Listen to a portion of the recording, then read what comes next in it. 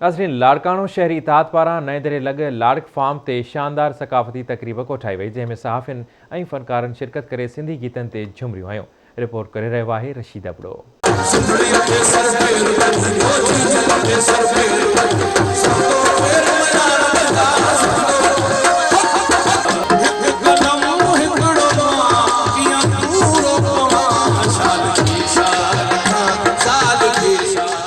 आवाज़ टीवी पारां 6 डिसंबर ते ऐलानियल सकाफ़त वारे ॾींहुं वेझो ईंदे ई तयारियूं उरूज ते पहुची विया आहिनि। सिंधी माण्हू भरपूर नमूने सां ही ॾींहुं मल्हाइण लाइ कोश आहिनि। उन हवाले सां लाड़काणो शहरी इताद पारां नौंदरो लॻ लाड़क फार्म ते मच कचहरी कोठाई वई। मच कचहरीअ में समाज जे मुख़्तलिफ़ सरगर्मियुनि में सरगर्म रहंदड़ सरदार सफदर मिठाणी, न्याज़ अबड़ो, हनीफ सुहाग, सीनियर साफ़ी सैयद मेहदी शाह, अब्दुल कादिर जागीरानी, रशीद समो, अमन खान छुट्टो, अब्दुल सत्तार खुआवड़, पंजल सांगी, हादी बख्श बुगटी, वहीद बेग लाड़क, अफसर कुरैशी, आज़ाद इनाम लाड़क समेत अगवाननि, कारकुननि, कलमकारनि, सहाफ़िन, फनकारनि समेत ॿियनि वॾे अंग में शिरकत कई। उन मौक़े ते आयल महिमाननि खे अजरक जा तोहफ़ा पेश कया विया। कचहरीअ में आयल काणो शहरी इताद जे सदर न्याज़ अबड़ो ऐं ॿियनि आवाज़ टीवी सां ॻाल्हाईंदे चयो, सिंधी माण्हू सभु पंहिंजा विसा विसारे गॾु ऐं मुतहद मुनज़म थी ऐं हिन ॾियार खे मल्हाइण लाइ भरपूर नमूने सां मल्हाइनि था, जंहिंमें नंढा ॿार पका पोड़ा ॿारनि में, शहरनि में, वस्तियुनि वारनि में, रोड रस्तनि ते ॾियारो मल्हाइण जे हवाले सां हर माण्हू जेको आहे उन में जोश आहे, जज़्बो आहे ऐं ईअं लॻंदो आहे जीअं ईद जी माण्हू तयारी कंदो आहे, तीअं हिन असां वॾी ईद जी बि तयारी कंदा आहियूं। नवां कपिड़ा ठहिराइनि, ॿारनि घर वारनि नवां कपिड़ा ठहिराइनि,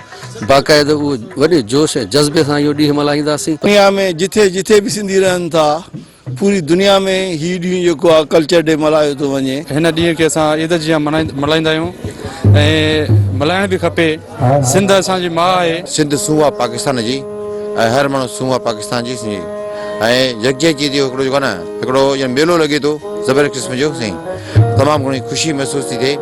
पर उन सां गॾु हिकिड़ी ॻाल्हि ज़रूरु चयो आहे, अजरक टोपी ॾियण खां अलावा बि असां सभई सिंधी सभु पाकिस्तानी हिकिड़ी यूनिफॉर्म प्लेटफॉर्म ते गॾु अचूं। सिंध मुंहिंजी जिंद, इन में असांजी टोपी अजरक जेको आहे सो उन जी सकाफ़त जो उजागर थिए थी। असां हिन वक़्तु पाकिस्तान न पर जिते बि सिंधी रहनि था, जंहिं बि मुल्क में, उते इहो ॾींहुं शानदार नमूने सां मल्हायो वञे थो त इहो आईंदड़ नसुल खे असां 5000 साल जी तहज़ीब जंहिंमें अजरक आहे ऐं टोपी आहे, उनखे असां उन्हनि खे ॿुधाए सघूं त हीअ 5000 साल असांजी तहज़ीब आहे। जॾहिं त सूफ़ी फनकारनि माशूक अली, फ़कीर एजाज़ खोड़ो, मोहम्मद कासिम लाशहरी धरतीअ जा गीत ॻाए आयलनि खे जुमाए छॾियो। रशीद अबड़ो, आवाज़ टीवी न्यूज़, नौंदर।